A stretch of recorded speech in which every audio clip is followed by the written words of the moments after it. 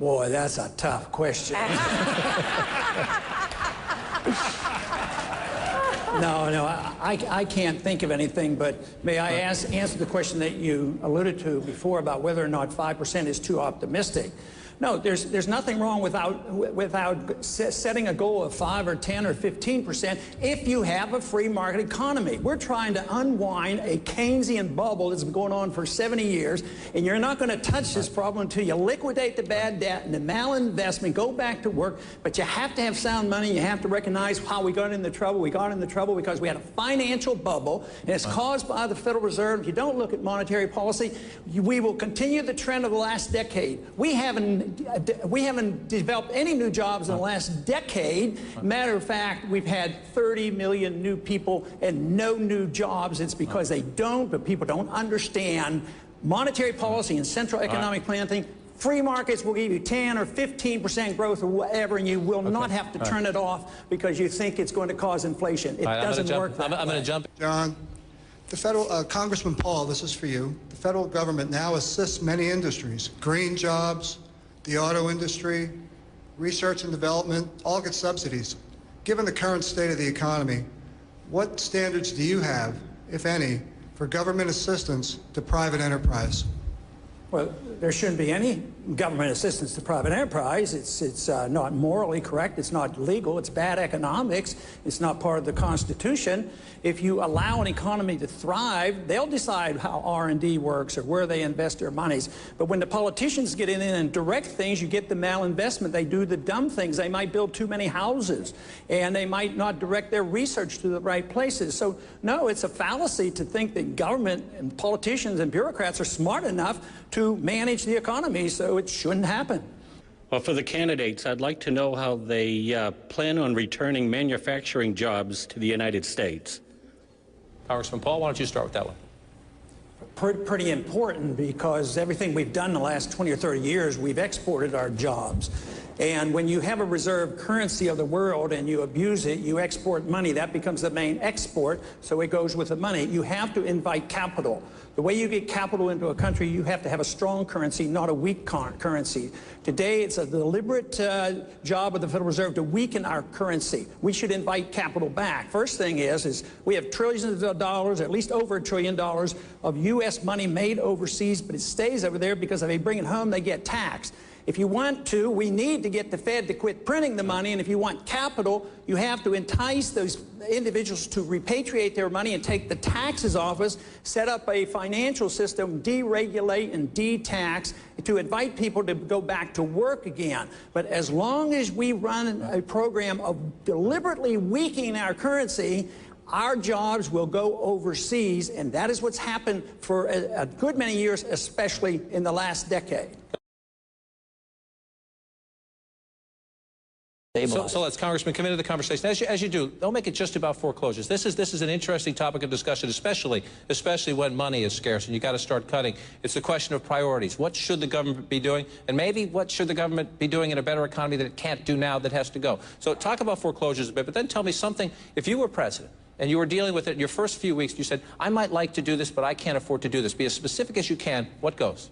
I would want to do much less, much sooner. The government shouldn't be involved. When you take the bankruptcies, we've been doing a whole lot. We've been propping them up. We've had the Federal Reserve buy all the illiquid assets which were worthless, stick it with the taxpayers. People who made the money when the bubble was being blown up, they're the ones who got bailed out.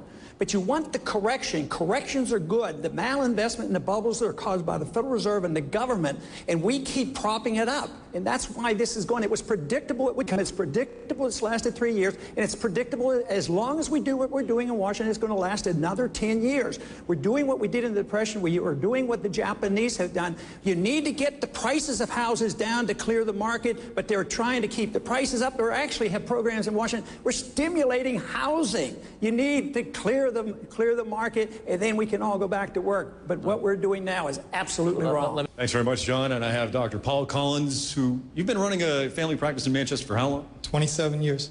Nice work. So not surprising your question is related to health care. What's your question, sir? Yes, sir. As a member of the baby boomer generation, I've been contributing to Medicare through payroll taxes for over 30 years. How do you propose to keep Medicare financially solvent for the next 50 years and beyond? Let's start with Dr. Paul on this one.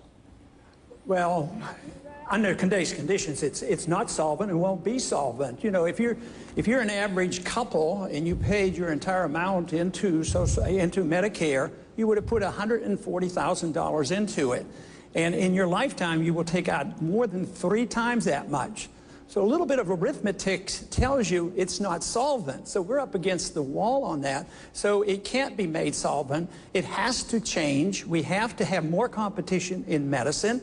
And I would think that if we don't want to cut any of the medical benefits for children or the elderly, because we have drawn so many in and got them so dependent on the government, if you want to work a transition, you have to cut a lot of money. And that's why I argue the case that this money ought to be cut out of foreign welfare and foreign militarism and corporate welfare and the military-industrial complex.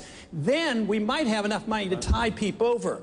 But some revamping has to occur. What we need is competition. We need to get a chance for the people to opt out of the system. Just to talk about opting out of Obamacare, why can't we opt out of the whole system and take care of ourselves? All right, let's continue the conversation. Governor Pawlenty? Congressman America work. Congressman Paul, does faith have a role in these public issues, the public square, or is it a personal issue at your home and in your church? I think faith has something to do with the character of the people who represent us. And law should have a moral fiber to it, and our leaders should. We shouldn't expect us to try to change morality. You can't teach people how to be moral. But the Constitution addresses this by saying, literally it says no theocracy, but it doesn't talk about church and state. The most important thing is the First Amendment. The Congress shall write no laws, which means Congress should never prohibit the expression of your Christian faith in a public place. Okay, great. Let's get down. Josh McElveen, let's continue the conversation. Thank you. Good job. The federal government shouldn't be involved. I wouldn't support an amendment, but let me suggest one of the ways to solve this ongoing debate about marriage, look up the dictionary. We know what marriage is all about, but then get the government out of it. Why doesn't it go to the church, and why doesn't it go to the individuals? I don't think government should give us a license to get married. It should be in the church. I would not work to overthrow it, but we have to remember rights don't come in groups. We shouldn't have gay rights. Rights come as individuals. If we wouldn't have this major debate going on, it would be behavior that would count, not the person who belongs to which group. Leave it in place. Well, first off, we shouldn't have the mandates. We bankrupted the hospitals and the schools in Texas and other states. We shouldn't give them easy citizenship. We should think about protecting our borders rather than the borders between Iraq and Afghanistan. That doesn't make any sense to me. But on coming in, you know, there was a time when government we didn't depend on government for everything. There was a time when the Catholic Church actually... They get care. Should taxpayers have to pay for that care? No, they should not be forced to, but we shouldn't be penalizing the Catholic Church because they're trying to fulfill a role, and some of the anti-immigrants want to come down hard on the Catholic Church, and that is wrong. If we believed in our free society, the immigration problem is related to the economy. People aren't coming over as much now because it's weak. When we had a healthy economy, some of our people didn't work and people flowed over here getting jobs. So there is an economic issue here as well. But no, if you have an understanding and you want to believe in freedom, freedom has solved these kind of problems before. You don't have to say, oh, you're not going to have care, there won't be any care, and everybody's going to starve to death and die on the streets without medical care. That's the implication of the question. That's just not true, and you shouldn't accept it. Mr. Taso down on the floor has a question. Thank you, John. Congressman Paul, this is for you, but John, if you don't mind, I'd also like to hear from Governor Romney and a couple of the other candidates, because it relates to a specific New Hampshire issue with a national question. Here in New Hampshire, there is a popular bill that is being considered by our state legislature that would restrict the state's power to seize private land to build a power plant or a transmission facility. Should governments at any level be able to use eminent domain for major projects that will reduce America's dependence on foreign oil? No, we shouldn't have that power given to the government where they can take private land and transfer it to a private industry. The eminent domain laws are going to vary in different states, but we have the national eminent domain laws. It was never meant to take it from some people, private owners, and then take it and give it to a corporation because it's going to help that local locality. And this goes back to the basic understanding of property rights. Property in a free society should be owned by the people, and it shouldn't be regulated to death by the governments, whether it's Washington, D.C. or local governments. Right now, we really don't own our land. We just pay rent on our land, and we listen to all these regulations. So I would say the courts should get out of the way, too. They should not have this right to take land from individuals to provide privileges for another group. Tonight, John. Osama bin Laden is dead. We've been in Afghanistan for 10 years. Isn't it time to bring our combat troops home from Afghanistan? Governor Romney, take the lead on that one. It's time for us to bring our troops home as soon as we possibly can, consistent with the word that comes from our generals that we can hand the country over to the Taliban military in a way that they're able to defend themselves, excuse me, the Afghan military, to defend themselves from the Taliban. That's an important distinction. Thank you. Congressman Paul, do you agree with that position? Not quite. You know, I served 5 years in the military. I've had a little experience. I've spent a little bit of time over in the Pakistan, Afghanistan area, as well as in Iran.